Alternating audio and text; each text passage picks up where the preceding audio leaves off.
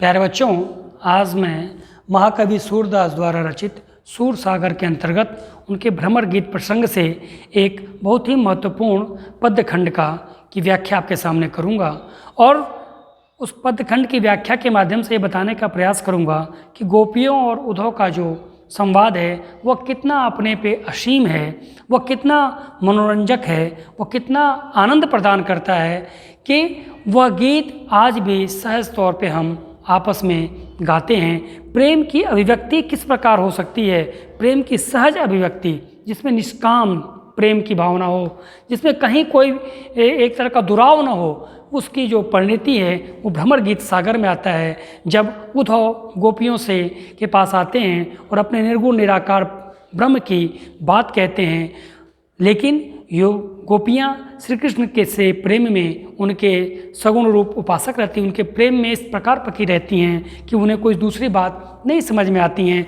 तो श्री कृष्ण की बड़ाई करते हुए वह क्या कहती हैं उद्धव से, उसकी एक मिसाल है यह भ्रमर गीत का यह पद्यखंड।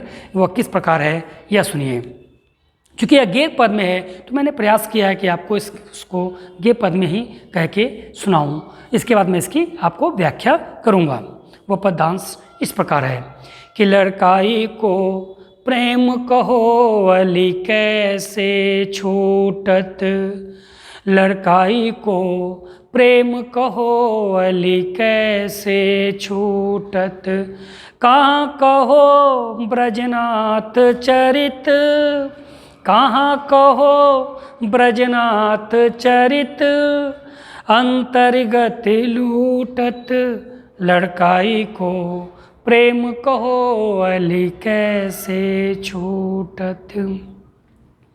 वह चितवन वह चाल मनोहर, वह चितवन वह चाल मनोहर, वह मुस्कान मंद दुनि गावन, नटवर वेश नंद नंदन को, नटवर वेश नंद नंदन को, वह विनोद वह बनते आवन, चरण कमल की सोह करती हूँ, चरण कमल की सोह करती हूँ, यह संदेश मोहि विष लागत, यह संदेश मोहि विष सम लागत, सूरदास पल मोहि न बिसरत, मोहन मूरत सोवत जागत, मोहन मूरत सोवत जागत, लड़काई को प्रेम कहो अली कैसे छूटत। क्या कह रही हैं गोपियाँ उद्धव से? कह रही हैं कि हो हे उद्धव, जिस निर्गुण निराकार ब्रह्म की तुम बात हमसे कहने आ रहे हो, लेकिन हम उस निर्गुण निराकार ब्रह्म की उपासना कैसे करें? हमारा तो कृष्ण से जो प्रेम संबंध है वो बचपन का संबंध है, और जब बचपन का हमारा संबंध है, लड़काई को प्रेम है, कहो अली कैसे छूटत। तुम ही बताओ वो कैसे छूट जाएगा, कैसे हम हट जाएंगे? हमारा तो उसका प्रेम संबंध, सहज भाव का संबंध, निर्विकार संबंध, प्रेम संबंध बचपन से है, लड़काई को है, बचपना का है, बचपनों का है, तो बचपन का प्रेम संबंध है। कहाँ कहो ब्रजनाथ, जो ब्रज को ही धारण किए हुए, जिसने अपनी उंगलियों पे ही ब्रज को धारण किया हुआ है, वो ब्रज के नाथ हैं। कहाँ कहो ब्रजनाथ चरित, वो अंतर्गत लूटत, वो तो मेरे हृदय में समा गए हैं।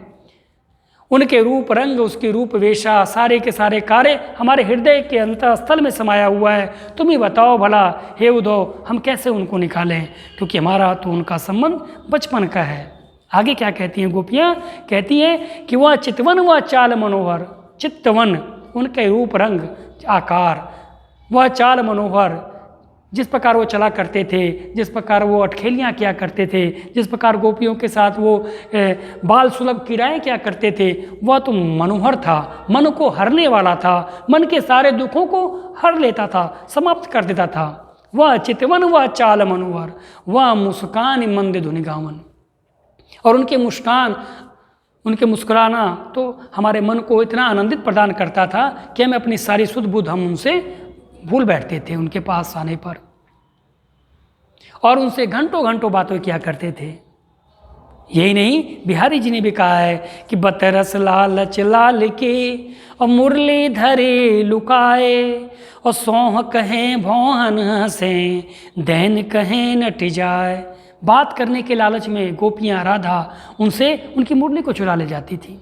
तो वही है, यहाँ पे भी सूरदास जी कह रहे हैं कि वह चितवन, वह चाल मनोहर, वह मुस्कान मंद धुन गावन और नटवर वेश नंद नंदन को, वह विनोद वह बनते आवन। नटवर वेश, श्री कृष्ण जी नटवर का वेश, विभिन्न प्रकार के पीले रंगों का वस्त्र, नाना प्रकार के सुंदर वस्त्रों का उन्होंने पहना हुआ था। तो वो नटवर वेश नंद नंदन को, कौन से? उस नंद का लला जो पहना हुआ था, वह विनोद। और जब हम बन जाया करते थे तो हम आपस में जो खेल किया करते थे, जो हम किराए किया करते थे, वो बहुत ही आनंद प्रदान करता था। तो वो तो मेरे अंतःस्थल हृदय में बसाया हुआ है। तो हे उद्धव, तुम बताओ कि हमारा बचपन का प्रेम हम उसे कैसे छोड़ दें। आगे वो क्या कहती हैं? कहती हैं कि चरण कमल की सौ करत हों यह संदेश मोहि विष सम लागत।